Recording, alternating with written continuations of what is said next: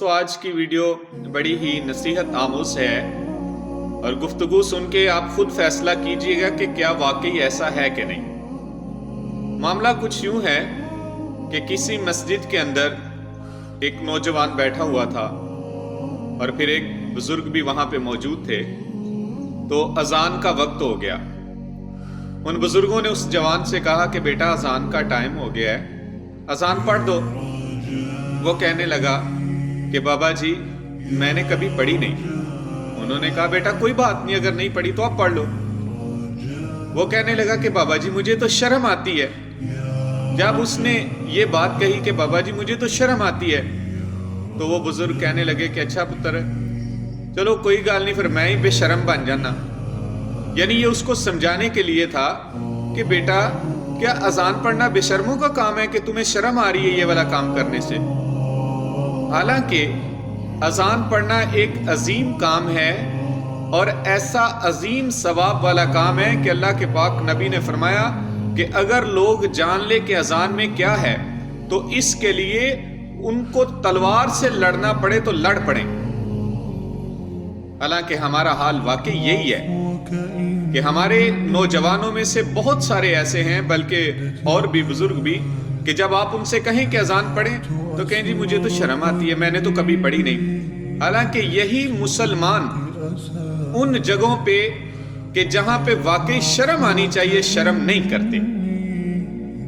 ناچ گانوں میں، فلموں ڈراموں کو دیکھنے میں، فحش گفتگو کرنے میں، کہ جہاں واقعی شرم کرنی چاہیے، جہاں واقعی شرم آنی چاہیے، وہاں پہ نہ ہمارے جوانوں کو شرم آتی ہے، نہ ہمارے بوڑھوں کو شرم آتی ہے، نہ ہمارے بچوں کو شرم آتی ہے۔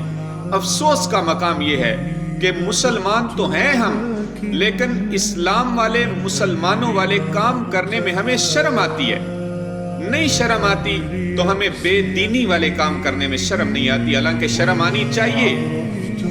جو کام دین کے خلاف ہو، جو کام اسلام کے خلاف ہو، جو کام اللہ کی رضا کے خلاف ہو، اس کام کو کرنے میں شرم آنی چاہیے، اس کام کو کرنے میں حیا آنی چاہیے کہ میرا اللہ کیا فرمائے گا، میرے پاک رسول جب دیکھیں گے کیا فرمائیں گے کہ تم میرے غلام ہو۔ میرا اللہ کیا فرمائے گا کہ تم مسلمان ہو، میرے نبی کا کلمہ پڑھنے والے، میرے بندے ہو، کہ تم نے وہ بات نہ مانی جو میں نے کہی تھی، وہ بات نہ مانی جو میرے رسول نے پہنچائی تھی۔ لیکن افسوس کا مقام ہے کہ ہم سب اپنے آپ پہ ذرا نظر دوڑائیں۔ اکثریتی کا یہی حال ہوگا کہ ہم صبح سے لے کے شام ڈھلنے تک نہ جانے کتنے ایسے کام کرتے ہوں گے جن میں اللہ پاک کی ناراضگی ہوگی، جو اللہ پاک اور اللہ کے رسول کے منع کردہ کام ہوں گے، لیکن ہمیں وہ کام کرنے میں شرم نہیں آتی، ہمیں نماز چھوڑنے میں شرم نہیں آتی، ہمیں جھوٹ بولنے میں شرم نہیں آتی، ہمیں چگلی کرنے میں شرم نہیں آتی، ہمیں کسی کو دھوکہ دینے میں شرم نہیں آتی، ہمیں کسی کو 2 نمبر مال بیچنے میں شرم نہیں آتی، ہمیں ملاوٹ زدہ مال بیچنے میں شرم نہیں آتی، ہمیں کسی کا مال لوٹنے میں شرم نہیں آتی، ہمیں کسی کی عزت پامال کرنے میں شرم نہیں آتی۔ ہاں اگر ہمیں اذان پڑھنی ہوگی، ہمیں نماز پڑھنی ہوگی، ہمیں داڑھی رکھنی ہوگی، ہمیں سر پہ ٹوپی پہننی ہوگی، ہمیں اسلام کے مطابق اپنے دیگر اعمال کو پورا کرنا ہوگا تو ہمیں شرم آ جائے گی۔